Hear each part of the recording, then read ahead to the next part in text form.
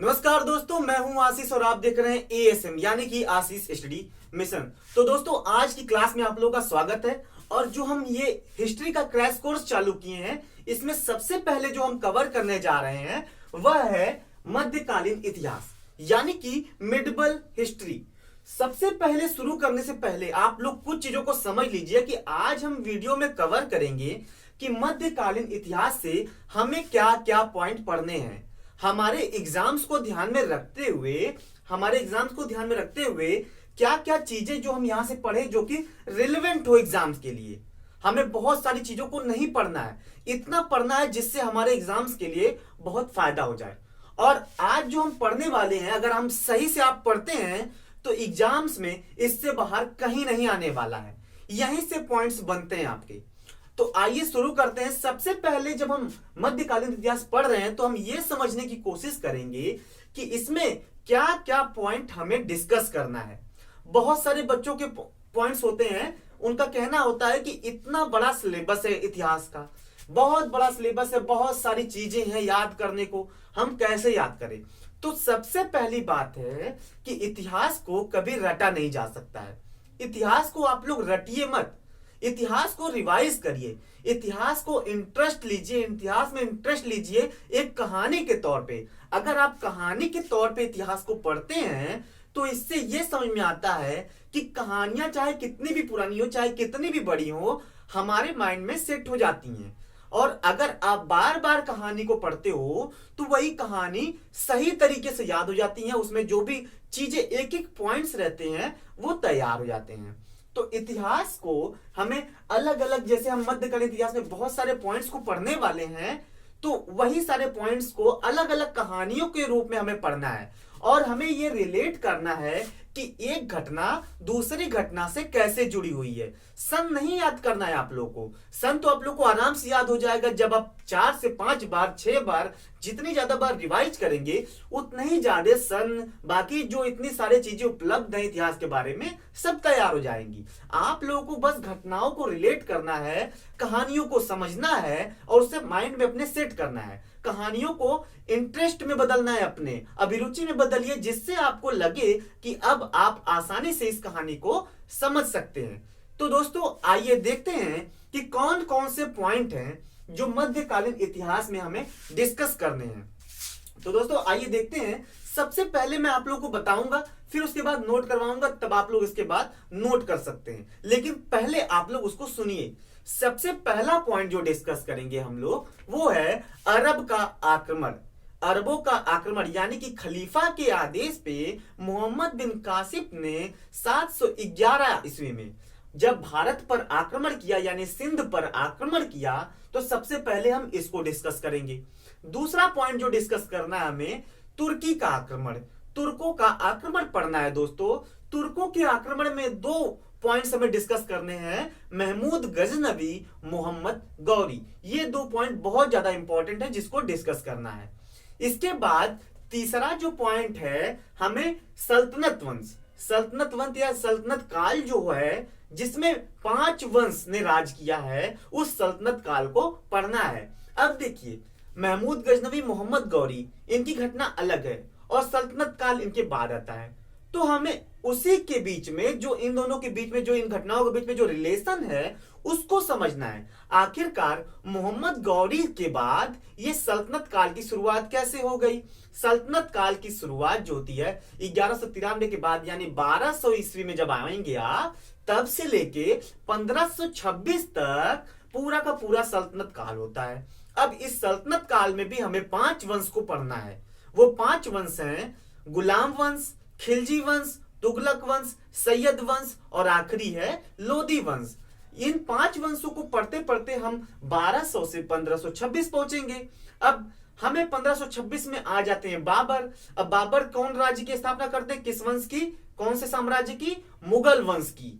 तो अब उसके बाद हमें मुगल वंश पढ़ना है। मुगल वंश तब तक चलता है जब तक अंग्रेजों ने मुगल वंश को हरा के, यानी कि उन लोगों को हटा के पूरा भारत पे कब्जा तब तक नहीं कर लिया। तो हमें मुगल वंश पढ़ना है। उसके बाद कुछ इंपॉर्टेंट पॉइंट हैं, जैसे कि कुछ स्वतंत्र क्षेत्र राज्य का उत्पन्न होना। ठीक है, जैसे पहला उसमें हम पढ़ेंगे विजयनगर साम्राज्य, दूसरा बहमनी साम्राज्य। उसी प्रकार एक और पॉइंट है इसमें, यह है आंदोलन। पहला है आंदोलन भक्ति आंदोलन, दूसरा है सूफी आंदोलन। तो इतनी सारी चीजें हमें मिडबल इंडिया यानी मिडबल हिस्ट्री, मध्यकालीन इतिहास में कवर करना है। तो आइए अब नोट डाउन करते हैं कि क्या क्या कवर करना है। पहला जो पॉइंट है दोस्तों, ये है अरबों का आक्रमण। अरबों का आक्रमण या फिर हमला सिंध पे, ये किसने किया था? मोहम्मद बिन कासिम। ये आप लोग नोट कर सकते हैं, मोहम्मद बिन कासिम ने किया था। अब दूसरा पॉइंट जो हमें दोस्तों देखना है, दूसरा पॉइंट है तुर्कों का आक्रमण। तुर्कों का आक्रमण। दूसरा पॉइंट क्या हो गया दोस्तों? तुर्कों का आक्रमण। इसमें जो पॉइंट हमें कवर करने हैं, महमूद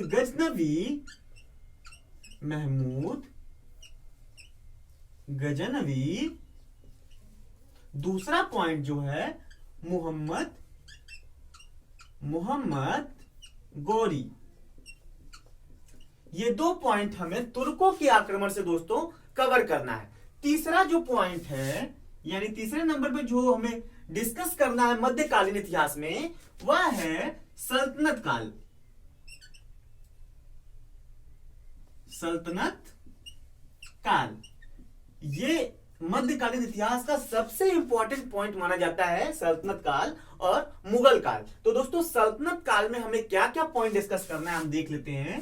पहला जो पॉइंट है सल्तनत काल में, वो है गुलाम वंश। यानी कि सबसे पहला सल्तनत काल में आता है जो वंश, वो आता है गुलाम वंश। दूसरा वंश जो आता है दोस्तों, वो है खिलजी वंश।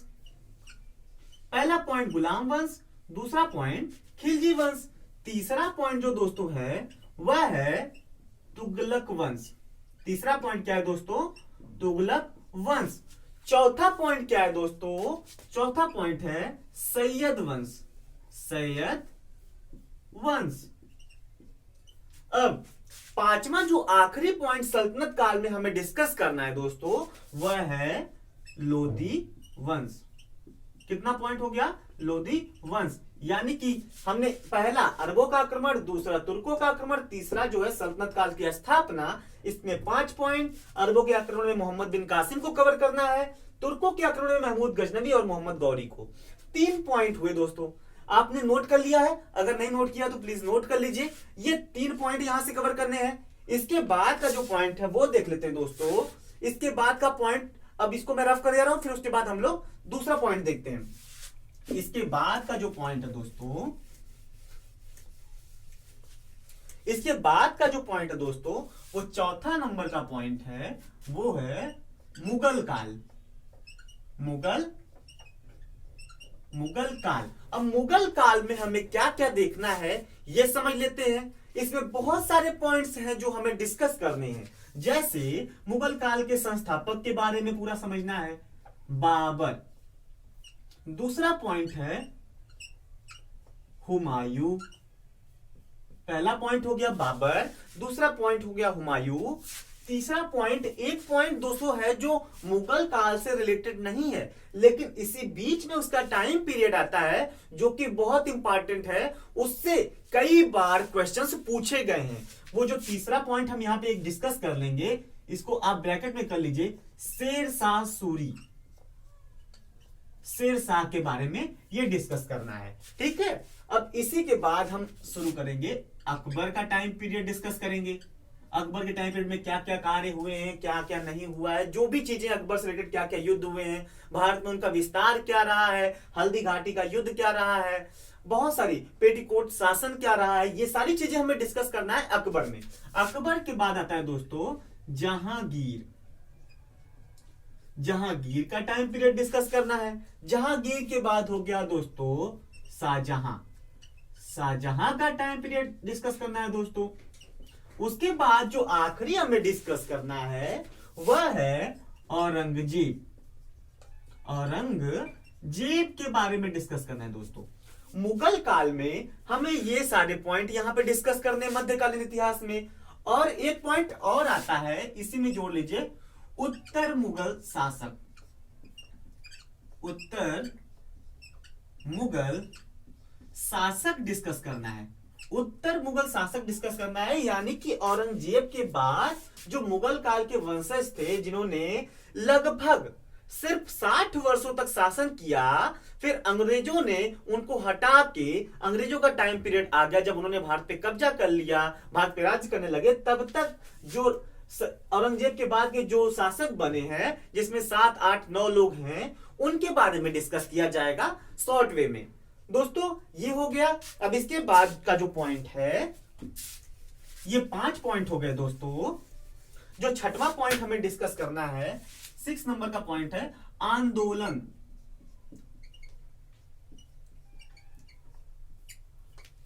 यहां पे पहला है भक्ति आंदोलन जो डिस्कस करना है।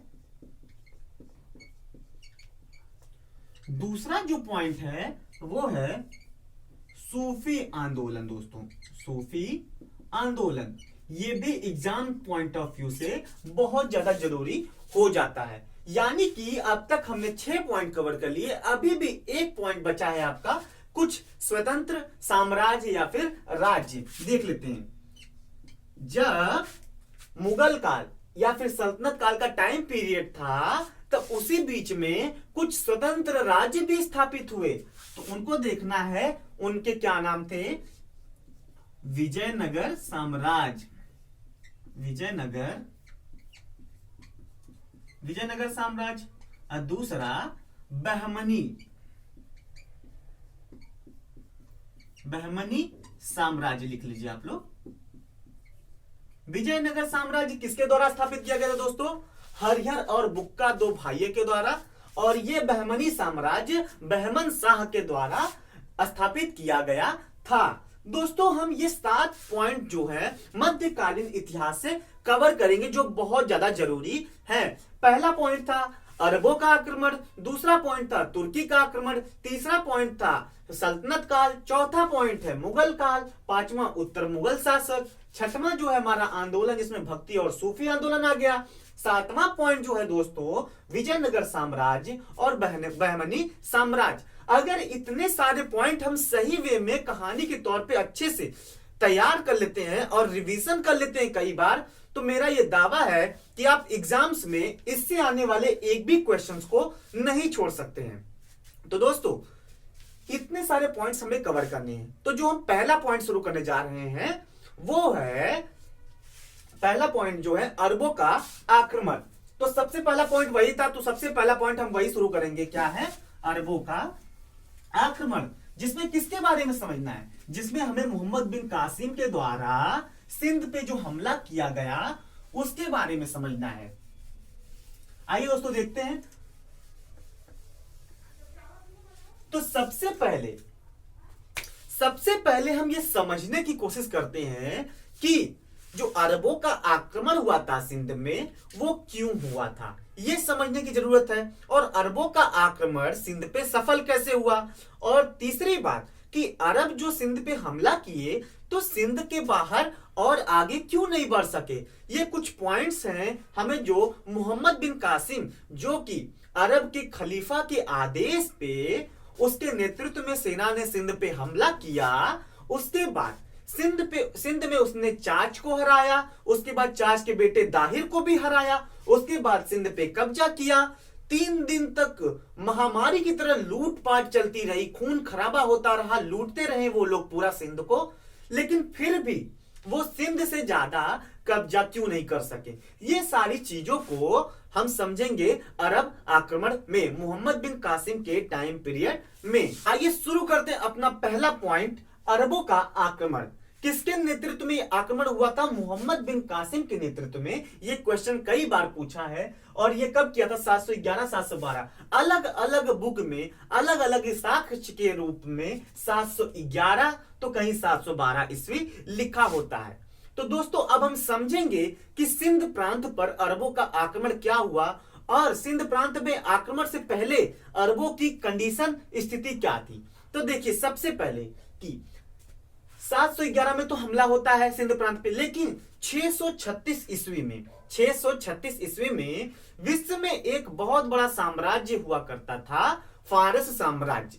बहुत ही ज्यादा शक्तिशाली साम्राज्यों में से एक था। तो उस समय 636 ईस्वी में अरब ने फारस के साथ युद्ध किया। जब इन दोनों के बीच में युद्ध हुआ, वार हुई, लड़ाई हुई, तो आखिर में विजयी कौन हुआ? अरब हुआ। आखिर में जब अरब ने जब ये युद्ध जीत लिया तो अरब अब क्या हो गया? शक्तिशाली हो गया। जब शक्तिशाली हो जाता है तो उसका जो राज्य विस्तार हुआ, फारस, ऑक्सस, आमू नदी, बहुत लंबा साम्राज्य बन गया अरब साम्राज्य का। अब उन्होंने अब क्या किया कि सिंध प्रांत की तरफ देखा। अब सिंध प्रांत को थोड़ा समझ लेते हैं। सिंध प्रांत उस टाइम पे काफी शक्तिशाली साम्राज्य था। सिंध प्रांत मकरान, कांधार, कश्मीर को मिलाते हुए एक बहुत बड़ा साम्राज्य था दोस्तों, बहुत ही बड़ा साम्राज्य था। लेकिन उसके बीच में कुछ स्वतंत्र भी साम्राज्य पैदा हो गए थे, जिसमें मुल्तान से लेके सिंध तक, मुल्तान से सिंध तक सिंध प्रांत था, जिसपे किसका शासन था? एक चाच नाम के ब्राह्मण थे। चाच नामक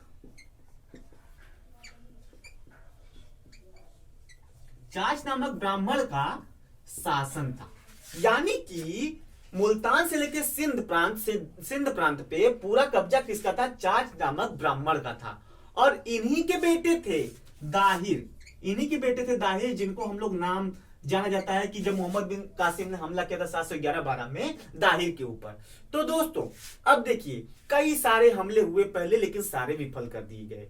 लेकिन 711, 712 साक्ष्य के अनुसार अलग अलग बुक में ये टाइम पीरियड दिया होता है। इस टाइम पीरियड में मोहम्मद बिन कासिम के नेतृत्व में जो अरब का जो खलीफा था, उसके आदेश पे मोहम्मद बिन कासिम के नेतृत्व में एक सेना चली थल माध्यम से, यानी कि स्थल मार्ग से, जो पहुंची सिंध प्रांत। अब उसमें जो ये था कि अब यहाँ पे जो लड़ाई होती है वो चाच से होती है, यानी कि जो लड़ाई होती है वो चाच से होती है, और चाच भयंकर प्रतिरोध के बाद हार जाते हैं। जब ये हार जाते हैं, इनके हारने की बताया जाता है कि इतिहास में वर्णित है बुकों में कि 3 से 4 दिन तक महामारी की तरह लूटपाट चलती है। इतना सोना, चांदी, हीरा, मोती, जवाहरात था सिंध प्रांत में कि वो लोगों ने 3 से 4 दिन पूरा लूटा। उसके बाद यानी कि चाच को हराने के बाद, लूटने के बाद, उन्होंने दाहिर पे हमला किया। बहुत ही बड़ा प्रतिरोध दाहिर ने भी किया, लेकिन आखिरकार जीता कौन? मोहम्मद बिन कासिम। यहां भी मोहम्मद बिन कासिम जीत गया। यहां भी बहुत बड़ा लूटपाट चला। और दोस्तों यहां से 711 या 712 ईस्वी से ये माना जाता है कि इनका टाइम पीरियड, यानी अरबों ने लगभग 12वीं सदी तक पूरा का पूरा सिंध प्रांत पे राज किया। लेकिन एक बात और आती है कि ये हमला हुआ क्यों था? तो हमला सीधी सी बात थी, धन संपदा को लूटने के लिए हुआ था। क्योंकि भारत को हम लोग जानते हैं कि सोने की चिड़िया के रूप में जाना जाता है, सोने की चिड़िया के रूप में भारत को जाना जाता है। और वही धन संपदा अरबियों की नजर को अपनी तरफ खींच ली, जिसकी वजह से इन्होंने 711-12 में चाच के ऊपर यानी सिंध प्रांत में हमला किया, इनको हराया। 3 से 4 दिन पूरी लूटपाट हुई। उसके बाद उन्होंने दाहिर पे भी हमला किया, दाहिर को भी उन्होंने हराया, फिर से लूटपाट हुई।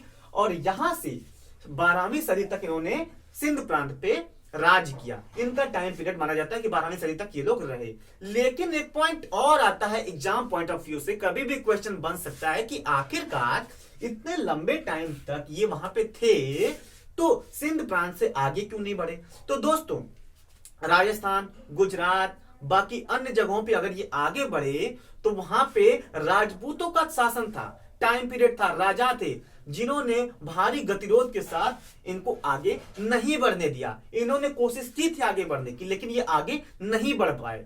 तो दोस्तों जो हमें समझना था सिंध पे हमले यानी अरब का आक्रमण और सिंध पे हुए हमले के बारे में जो समझना था कि अरब का आक्रमण होता है खलीफा के आदेश पे मोहम्मद बिन कासिम के नेतृत्व में 711-12, ये दोनों साक्ष्य अलग अलग बुक में कहीं 711 ईस्वी या फिर 712 ईस्वी लिखा होता है कि मोहम्मद बिन कासिम के नेतृत्व में इस सन में हुआ था चार्ज के ऊपर यानी सिंध प्रांत पे। पहले चार्ज हार गए, उसके बाद पूरा 3 से 4 दिन तक लूटा गया। उसके बाद दाहिर पे यानी चार्ज के पुत्र थे दाहिर, यानी इनके ये बेटे थे, इनके ऊपर हमला होता है और इनको भी हरा दिया जाता है भारी गतिरोध के बाद। उसके बाद लूटपाट होती है और माना जाता है कि अरब ने यहाँ पे 12वीं सदी तक राज्य किया है। तो दोस्तों इन्हीं से क्वेश्चन बनने वाला यहां से, अरब से और कुछ क्वेश्चन नहीं बनेगा। तो अरब का आक्रमण यानी मोहम्मद बिन कासिम से यही सारे क्वेश्चंस बनने वाले हैं। तो दोस्तों ये रहा पहला लेक्चर। अगर आपको वीडियो पसंद आई है तो प्लीज वीडियो को लाइक करिए, चैनल को सब्सक्राइब करिए, बेल आइकन पे क्लिक करिए और वीडियोस को शेयर करिए। और मेरा ये मानना है कि बहुत सारे पॉइंट्स हैं हिस्ट्री में, आपको पढ़ना पड़ेगा, लेकिन उसको रटने की कोशिश मत करिए, उसे बस समझने की कोशिश करिए एक कहानी के तौर पे। जैसे हमने समझा यहाँ पे पहले अरब का के बारे में हमने समझा, 636 ईस्वी में उसने फारस को हरा दिया, ये समझ लिया। उसके बाद इन्होंने 711 में सिंध प्रांत पे आक्रमण किया, चार्ज हार गए, दाहिर हार गए, उन्होंने लूटपाट की। एकदम कहानी की तरह से समझिए। अगर आप कहानी की तरह समझते हैं, 4 से 5 बार रिवीजन करते हैं, बार बार रिवीजन करते हैं, तो आराम से सन वन जो भी चीजें, बहुत सारे पॉइंट्स हैं, वो अपने आप आपके दिमाग में सेट हो जाएंगे। तो दोस्तों आज के लिए बस इतना ही। जय हिंद, जय भारत।